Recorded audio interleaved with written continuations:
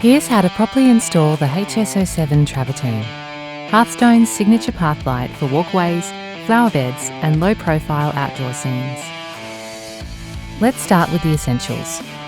You'll need a T-style trenching tool, a 3/4 inch solid steel bar, flat on one end, dull point on the other, a quality wire cutter or crimper, copper crimp collars and silicone-filled wire nuts. Trench a clean 6-inch path to your fixture's location. Then use the steel bar to dig a shallow vertical hole, just enough to accommodate the HS07 stake, about 6 inches deep. Place the HS07 vertically over the hole and push it down until it's snug. Make sure it's upright. This ensures the fixture's spread is even and the light effect stays consistent. Take the flat side of your steel bar and lightly tap the top of the stake until it's flush with the ground.